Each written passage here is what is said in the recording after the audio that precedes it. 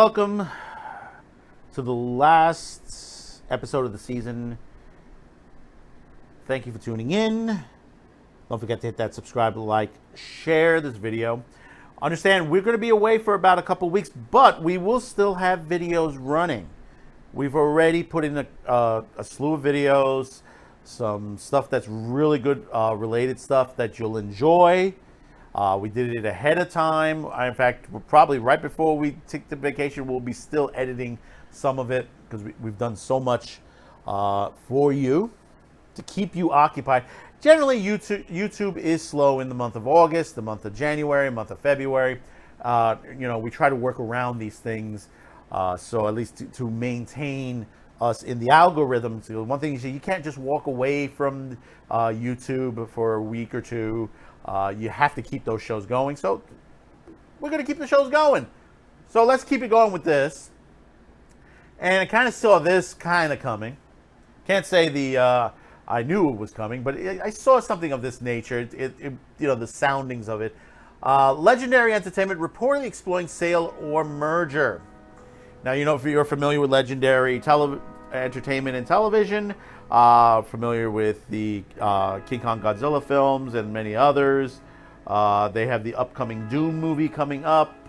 They produced stuff like Dark Knight, Jurassic World, the Pikachu movie. And basically what's happening now is that, we've seen a consolidation of a lot of these studios. Some of it I don't agree with. I don't agree with MGM going over to Amazon. I know that's probably might not happen. They're going to be running into issues with that. Same thing with the Sony Crunchyroll situation. Crunchyroll should not go to Sony. That's going to cause a damper in the anime business. I mean, especially the way Funimation treats its box sets. I mean, we discussed the box set that's coming out for Robotech, and I don't think that's going to be a good box set because, after what they've done with Dragon Ball, it's horrendous. But reading this off of CB, Legendary Entertainment, a parent company of Legendary Pictures, Television, Nerdist, and more, is reporting had discussions about potential sale or merger with another media company. Variety brings words of these talks, noting that they've been heating up in the recent weeks and likely spurred by the recent merger acquisitions in Hollywood. It is unclear what the asking price would be for the company, but trade notes that it would be smaller than $3.5 billion, in which the Dalian Wanda Group paid for it back in 2016. In the recent months, there's been a flurry of smaller studios, media companies being snatched up at major prices. Previously announced Amazon will acquire MGM Studios, movies like James Bond and the Rocky franchise for over $8.45 billion. Even the indie darling studios A24, home to Oscar-winning movies like Moonlight, Room, and Ex Machina, reported seeking a sale, reporting for $3 billion. All this comes after Warner Media and Discovery announced a merger early this year, which is also another issue. That's going to be a major problem. When Legendary Pictures first began, they were pretty intrusive, tied to Warner Brothers, releasing almost all their films, serving as a co-producer for many of them from 2005 to 2014. In recent years, they've begun to diversify their relationships in Hollywood, releasing films through WB, Universal, Netflix, CBS, All Access, and more. Though best known for major pictures like the Dark Knight trilogy, Godzilla vs. Kong, and Pacific Rim, Legendaries found themselves in the limelight prestige with Academy Award nominations like Black Klansman and Straight Outta Compton. Legendary has also positioned themselves in recent years as a new home for big-budgeted remakes and revivals through the reboots of the Faces of Death Shock franchise, which I don't think that's going to be good. Their latest snatch up, previously it was announced that the company was developing themselves a Texas Chainsaw Massacre again. The Toxic Avenger again. I don't know how Legendary got the rights to that from Troma. Quatermass, my God, and Gundam. In addition to the upcoming readaptation of Dune, which Dune I do have my issues on. Legendary is also developing a big screen feature film on the History Channel series Ancient Aliens, and video games Just Cause and Mass Effect. Should Legendary be sold off to another entity? It's unclear if a major studio like Universal or even Warner Brothers, Discovery, or a company like Wanda, conglomerate with mostly different businesses, will be the buyer. We just got to check in and find out when is this, if this is going to happen. Like I said, with Legendary doing, the thing about a lot of these movies that they've been putting out lately, Legendary's been hit and miss.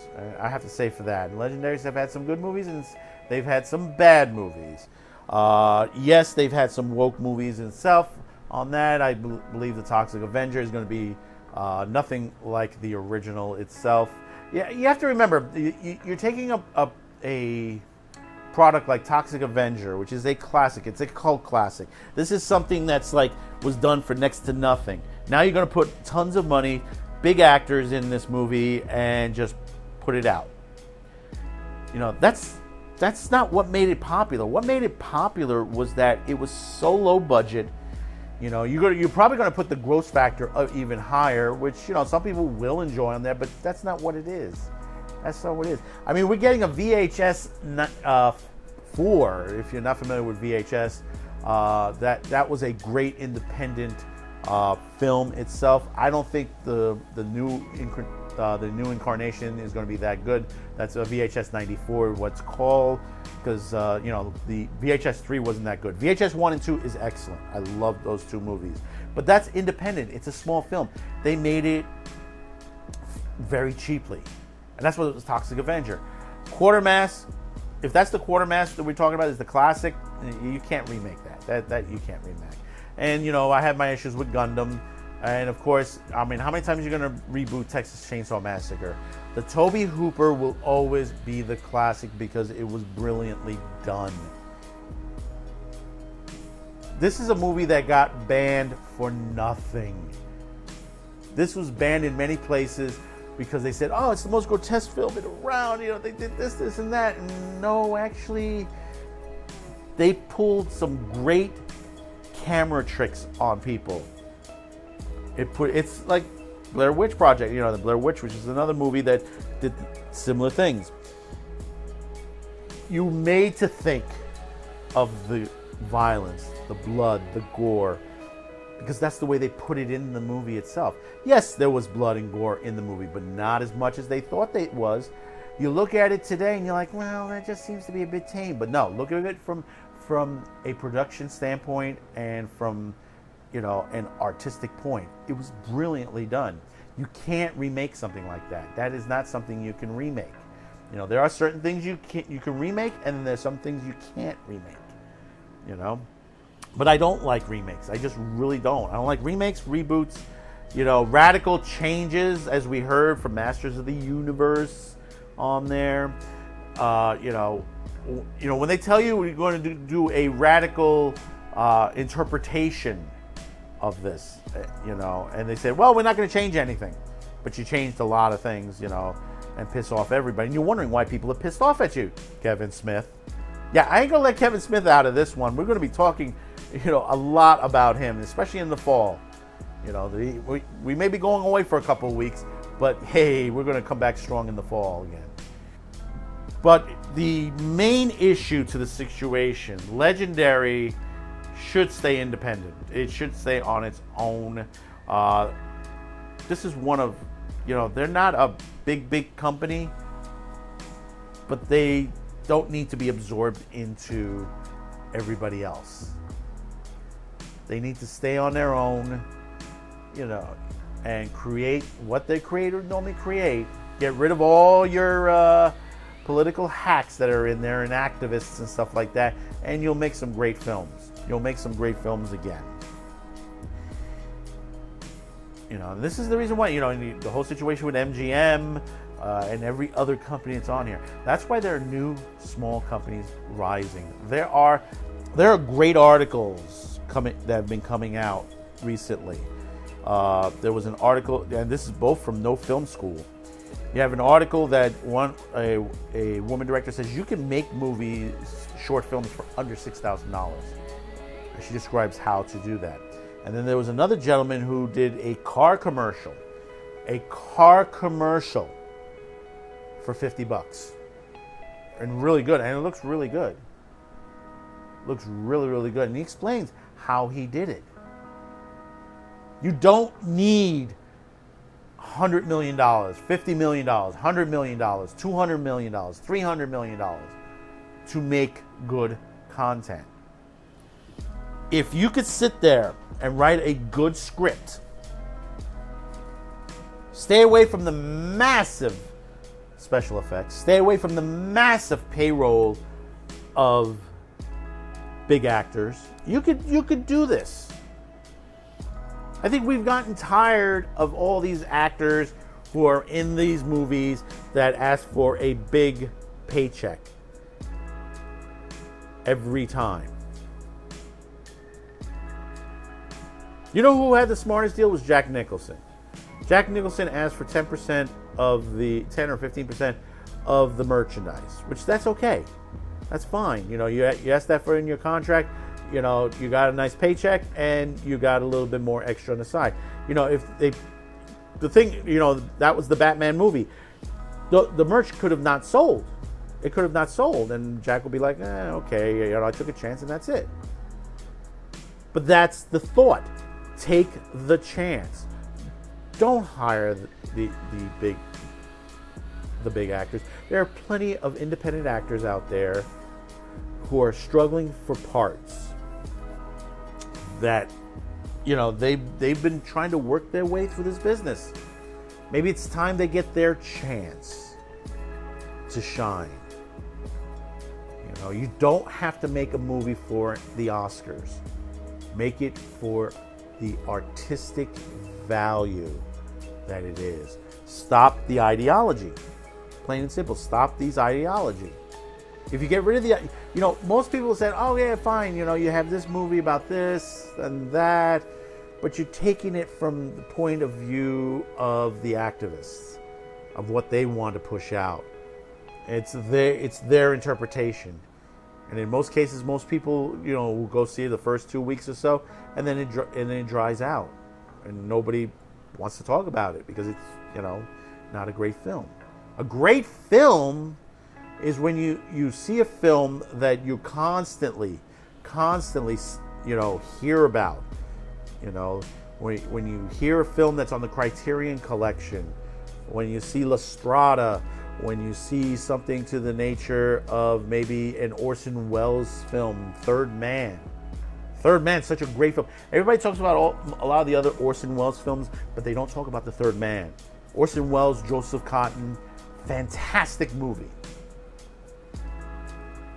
Some of the most fantastic scripts written for a movie, and the lighting and the visuals are stunning. Even though this is a black and white movie, it is a stunning film. So well made. You can try to remake it, but to capture the actual way it was shot, very difficult because you have to look to the perspective of what Orson Welles was trying to portray in the movie. This is why I say that I have my issues with Dune, not from a cinematography point of view, because the cinematography does look very beautiful. It's you know, it's very artistic and stuff like that. But from a story point of view, I don't think they've captured what Frank Herbert wanted to portray in his book. And that was the problem with all the films. Even though I enjoyed the Lynch, the edited version, and the fan one. The fan one's the best of the three. The Sci-Fi Channel one didn't really hit the mark, even though the look of it was nice and everything. And like I said, this version, I'll see it, but like I said, unless they really delved into the mind of Frank Herbert, I don't think it's going to be another one, just another Dune remake that just made some money, and probably will make some money, and that's about it. Go to the Criterion Collection. Look at the films that are in there. Grab one every once in a while. There's some great films in there. Some of them people don't talk about anymore. See, that's why we created Saturday Pre-Flight. We want to bring back the classics. We want to bring to you everything that was behind us, that is left behind and is forgotten. So, Legendary Pictures, we hope it doesn't get sold, in my opinion. If it does, there's going to be a lot of issues. So we reached the end of this season. Don't forget to hit that subscribe, like, share, and hit that notification bell. We'll be back. The Man with the Show will be back on the first week, about the 5th of September. Saturday Pre-Flight will return about September 16th. But we will have programming in play for the month of August. So do tune in, check it out. If you're on our notifications, you'll receive it. Also, thank you for those who have subscribed. Last I checked when we recorded, we're just hair subscriber or two of 400, which is like, I have to applaud. Thank you for those to getting us there. We're almost to the halfway point to monetization. We need to get to 1,000, but just to get to 400 and get into the 500, I'm really happy for that. And those of you who have commented, thank you for those. I know we've missed a lot of you. As soon as we get back from vacation, we will get to your comments. So thank you again. Enjoy the rest of your summer. Be sure, like I said again, tune in for our summer festival of programming. Bye-bye now. Save me a seat on the beach or on the rides and hold up a nice frozen drink for me. Bye-bye now.